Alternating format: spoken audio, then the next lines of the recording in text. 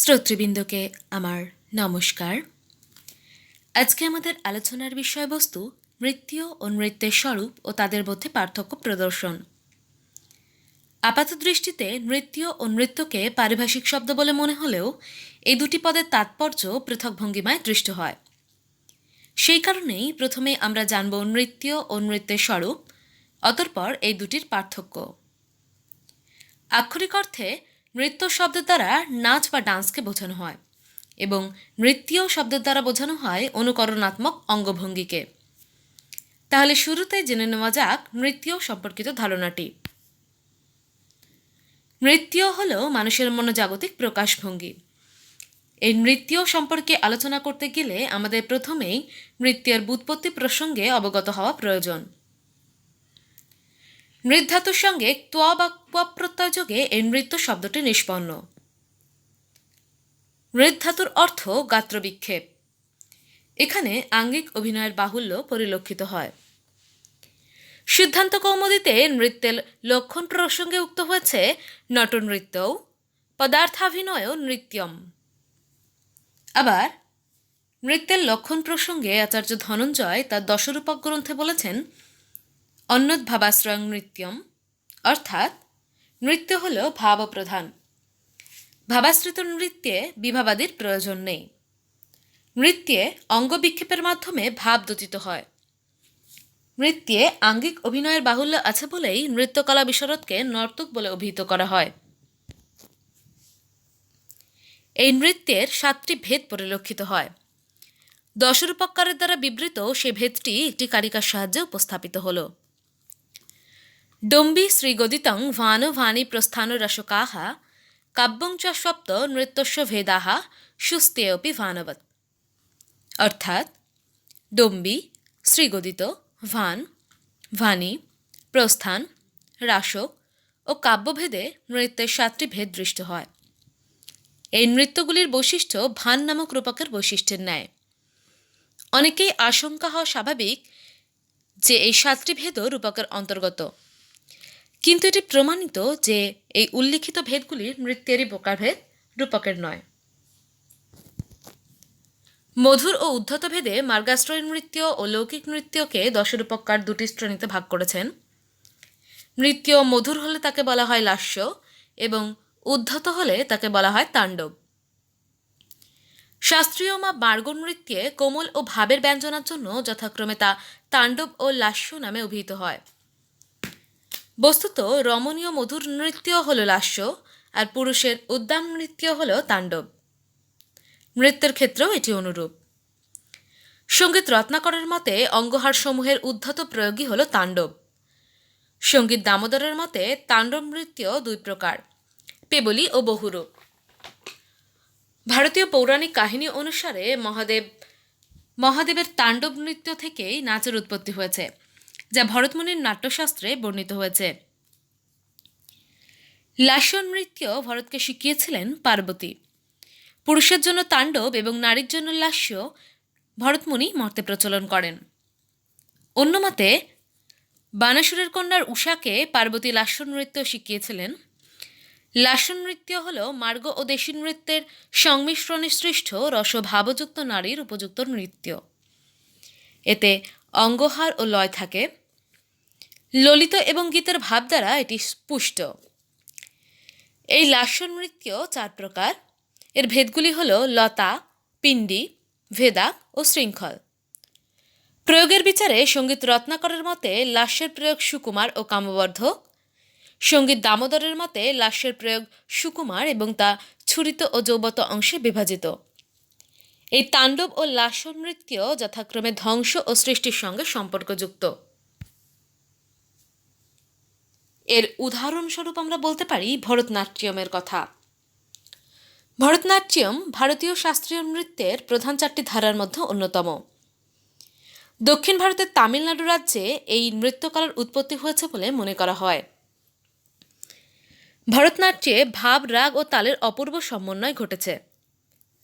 অনেকের মতে এই ভাব, রাগ ও তালের তাল এই 3টি শব্দের প্রথম বর্ণকে নিয়ে ভরতনাট্যম পদের সৃষ্টি হয়েছে। অন্য অনেকে মনে করেন যে ভরতমুনি এই নৃত্যের প্রবর্তন করেছিলেন বলে এই নৃত্যকলার নাম হয় ভরতনাট্যম।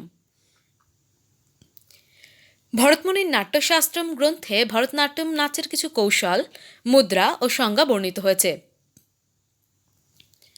মহাদেব শিবকে এই নৃত্যশৈলীর ভগবান মানা হয়। কত্থক। কত্থক শব্দটি এসেছে বৈদিক শব্দ কথা থেকে।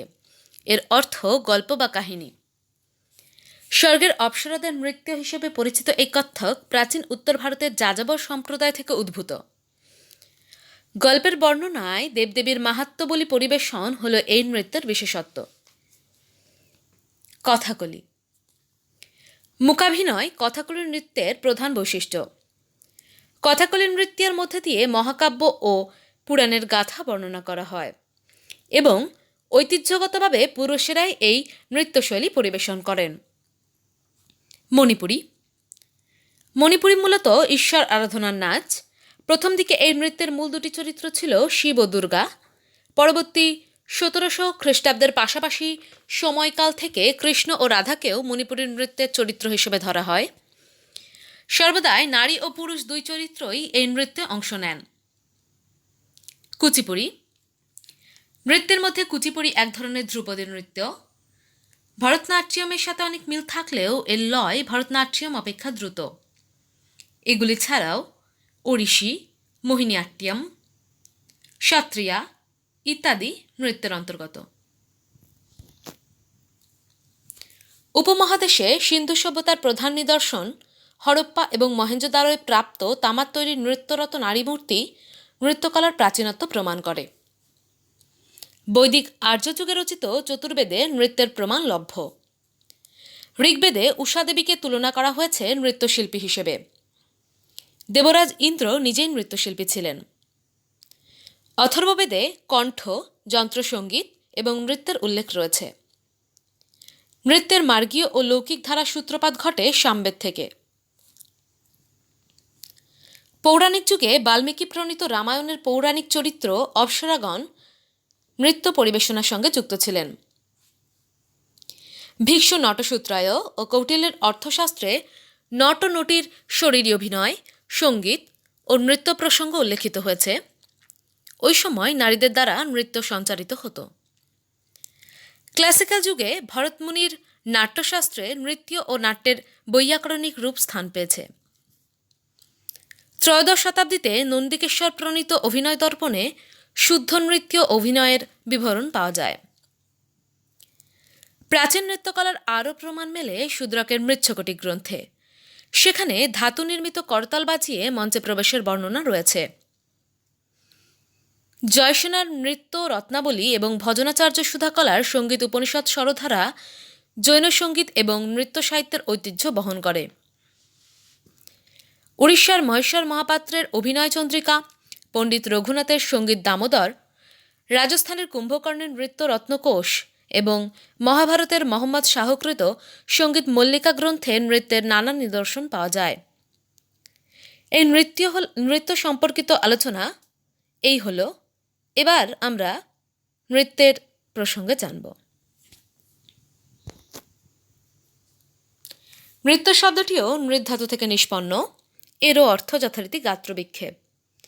আচার্য ধনঞ্জয় তার দশরূপক গ্রন্থে নৃত্যের লক্ষণ প্রসঙ্গে বলেছেন নৃত্যং তাল লয়াশ্রয়ম, অর্থাৎ নৃত্য তাল ও লয়াশ্রিত। আবার সিদ্ধান্ত কৌমুদী অনুসারে নৃত্যের লক্ষণ প্রসঙ্গে উক্ত হয়েছে বিক্ষেপণ মাত্রং নৃত্যম। অনেকের মতে নৃত্যে কেবল অঙ্গ বিক্ষেপই প্রধান, বাচিক অভিনয় এখানে অনুপস্থিত। আবার অনেকের মতে আঙ্গিক অভিনয়ের প্রাধান্য থাকলেও বাচিক অভিনয়ও দৃষ্ট হয়। নৃত্য তালাশ্রিত বলে মাত্রার অনুসারী হয়, অর্থাৎ তাল হল সঙ্গীতের স্বরমাত্রা এবং নৃত্যের পাদবিক্ষেপ এই মাত্রারই নিয়ামক। নৃত্য আবার লয়াশ্রিত। এই লয় দ্রুত, মধ্য ও মন্দভেদে 3 প্রকার হয়ে থাকে। লয়ের দ্বারা নৃত্যের গতি তীব্রতাদি সূচিত হয়। সুতরাং নৃত্য মাত্রানুসারী ও লয় নির্ভর। এখানে কোনো প্রকার অভিনয়ের সত্তা তেমনভাবে পরিলক্ষিত হয় না। নৃত্যে যে সামান্য গাত্রবিক্ষেপ পরিলক্ষিত হয় তাও তাল ও লয়ের দ্বারা নিয়ন্ত্রিত। নৃত্য যেহেতু শাস্ত্রীয় নয়, তাই নৃত্য লৌকিক বা দেশি, অর্থাৎ তাললয়াদির মাত্রার নিয়ামক অভিনয় বর্জিত অঙ্গ সঞ্চালনকে নৃত্য বলে। নৃত্য, গীত, বাদ্য নাট্যের অঙ্গ। নাট্যশাস্ত্রের নৃত্যের মতো নৃত্যেরও দ্বিবিধ ভেদ দৃষ্ট হয়। প্রথমটি তাণ্ডব, যা প্রচণ্ড, এবং দ্বিতীয়টি লাস্য, যা কোমল। ভরতমুনি লাস্যের 10 প্রকার ভাগ বর্ণনা করেছেন, তাতে গীত ও নৃত্য অপরিহার্য। অভিনবগুপ্ত নৃত্যের সপ্তবিধ ভাগ বর্ণনা করেছেন। শুদ্ধ, এতে অঙ্গহারাদি থাকে। গীত কাব্যাভিনয়যুক্ত, এতে সাধারণভাবে গানের অভিনয় থাকে। গানক্রিয়া মাত্রানুসারী, এটি বাদ্য তালাশ্রিত। উদ্ধত, এটি সবেগ। সুকুমার, এটি কোমল। উদ্ধত সুকুমার, এটি বেগপূর্ণ অথচ কোমল। সুকুমারোদ্ধত, এটি কোমল অথচ বেগপূর্ণ। নৃত্য প্রসঙ্গে করণ, মণ্ডল, চারি প্রভৃতি উল্লেখযোগ্য। হস্তের যে ভঙ্গি বিশেষ বিবিধ ভাব প্রকাশ করে তাকে বলে করণ। এই করণের 4টি ভেদ, যথা আবেষ্টিত, উদ্বেষ্টিত, ব্যবৃত ও পরিবর্তিত। চারি শব্দের দ্বারা বোঝানো হয় কোটিদেশের নিয়স্থ প্রত্যঙ্গসমূহের বিশেষ প্রকার সঞ্চালন। কতকগুলি চারির সংযোগে সৃষ্টি হয় মণ্ডল। চারির ন্যায় মণ্ডলও হতে পারে ভৌমি, অর্থাৎ যা মাটিতে দাঁড়িয়ে হয়, ও আকাশিকী, যা শূন্যে হয়।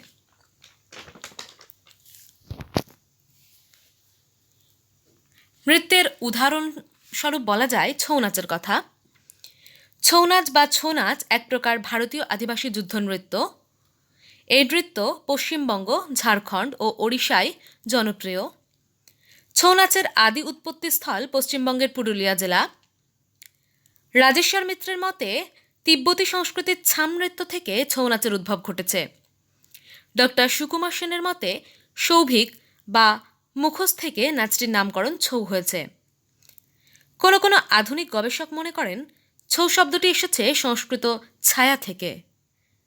ছৌ নাচ বিষয়গতভাবে মহাকাব্যিক।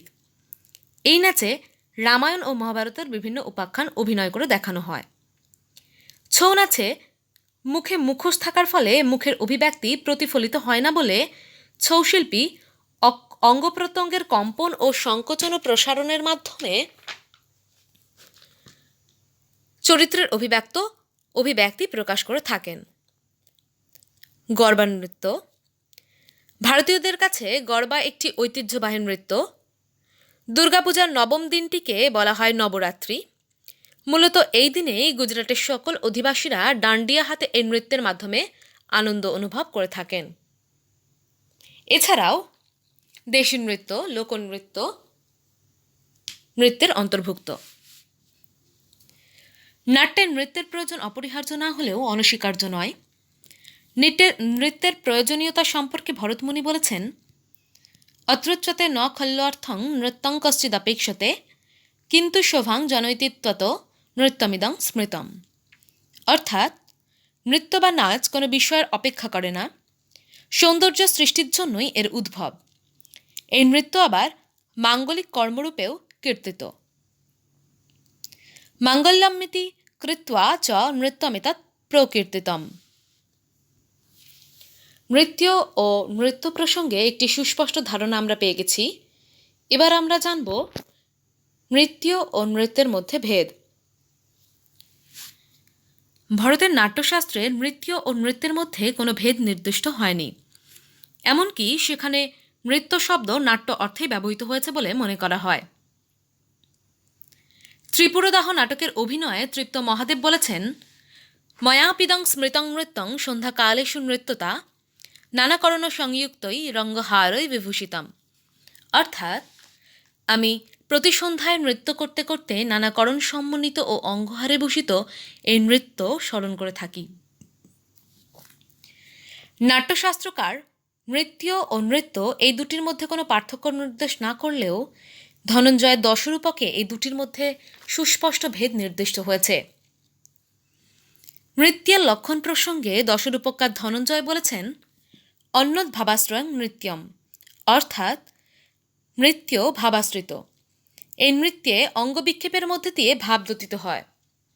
অপরদিকে নৃত্যং তাল লয়াশ্রয়ম, অর্থাৎ নৃত্য তাল ও লয় নির্ভর। এতে কেবলমাত্র তাল ও লয় দ্বারা নিয়ন্ত্রিত অঙ্গ সঞ্চালনই প্রধান, ভাবানুকরণ এখানে অনুপস্থিত। নৃত্যে কেবল আঙ্গিক অভিনয়ের দ্বারা ভাব অভিব্যঞ্জিত হয়, আর নৃত্যে বাচিক অভিনয়ের প্রাধান্য থাকলেও আঙ্গিকাদি অভিনয় সেখানে বাগবিন্যাস দ্বারা রস নিষ্পত্তির সহায়ক। নৃত্য ও নৃত্যের মধ্যে ভেদ নির্ণয় করতে গিয়ে আচার্য ধনঞ্জয় উভয়ের আরও একটি বৈশিষ্ট্য উল্লেখ করেছেন। তার মতে নৃত্য হল শাস্ত্রীয় পদ্ধতি সমন্বিত পদার্থ অভিনয়রূপ গাত্রবিক্ষেপ। নৃত্য শাস্ত্রানুসারী বলে তা আবার মার্গ নামে অভিহিত, যেমন ধ্রুপদী নৃত্য। অন্যদিকে নৃত্যে তাল ও লয় সমন্বিত যে সামান্য গাত্রবিক্ষেপ পরিলক্ষিত হয় তা শাস্ত্রীয় নয়, তাই নৃত্য হল দেশী বা লৌকিক। মার্গ নৃত্যের উদাহরণস্বরূপ আমরা দক্ষিণ ভারতে প্রচলিত শাস্ত্রীয় ভরতনাট্যম, কত্থক ইত্যাদি নৃত্যের নাম উল্লেখ করতে পারি। অপরদিকে দেশী নৃত্য, লোকনৃত্য, পুরুলিয়ার ছৌ নাচ, গরবা নাচ নৃত্যের অন্তর্ভুক্ত বলে মনে করি। এতক্ষণ আমরা নৃত্য ও নৃত্যের পার্থক্য প্রসঙ্গে জানলাম। এখন নাট্যাভিনয় নৃত্য ও নৃত্যের প্রয়োজন কেন অনুভূত হয়েছিল সে প্রসঙ্গে জানব। এই দুটির প্রয়োজন প্রসঙ্গে নাট্যশাস্ত্রে বলা হয়েছে, পূর্বরঙ্গ বিধাবস্মিন ত্বয়া সম্যক প্রয়ীয়তাম বর্ধমানক যোগেন গীতেস্বাসাদি তেষু চ। নৃত্য ও নৃত্যের দ্বারা তাল লয় সুর মাধ্যমে দর্শকদের মনে অভিনয়ের প্রতি তদ্গত ভাবের উদ্রেক ঘটে। চিত্ত বিক্ষিপ্ত হলে তা অভিনয়ের রসগ্রহণের জন্য উপযোগী হয় না। দর্শকের সেই বিক্ষিপ্ত এবং সাংসারিকতার স্বার্থদুষ্ট মনকে রসাস্বাদে উন্মুখ করবার জন্যই নাট্যে নৃত্য ও নৃত্যের প্রয়োজন। অভিনয়ের বিষয়বস্তুর সঙ্গে নৃত্য ও নৃত্যের কোনো সম্পর্ক না থাকলেও সৌন্দর্য সৃষ্টির ক্ষেত্রে এই দুটি নাট্যের পরিপোষক। নৃত্য ও নৃত্যের অঙ্গভঙ্গিমায় প্রকাশিত হয় নানা ছন্দ। নৃত্যের তালে তালে চলে অনির্বচনীয় রূপলোকে অরূপের বন্দনা। নটরাজ শিবই সর্বশ্রেষ্ঠ নর্তক। কথিত আছে যে ব্রহ্মার অনুরোধে মহাদেব তণ্ডুমুনিকে নৃত্য শিক্ষাদানের জন্য নিযুক্ত করেন। এই তণ্ডুমুনি দ্বারা প্রবর্তিত নৃত্যই তাণ্ডব নৃত্য নামে পরিচিত। নাট্যের অনুকূল পরিবেশ সৃষ্টি, দর্শকদের মনোরঞ্জন এবং সর্বোপরি নাট্যকে সর্বাঙ্গ সুন্দর করে তোলবার জন্যই নাটকাদি রূপকে নৃত্য ও নৃত্য সংযোজিত হয়েছে। পূর্বোক্ত আলোচনার পরিপ্রেক্ষিতে বলা যায় যে নৃত্য ও নৃত্যের মধ্যে বহু সাদৃশ্য পরিলক্ষিত হলেও বহু পার্থক্যও বিদ্যমান, এবং এই দুটি রূপ যে পরস্পরের থেকে পৃথক এ কথাও স্পষ্ট।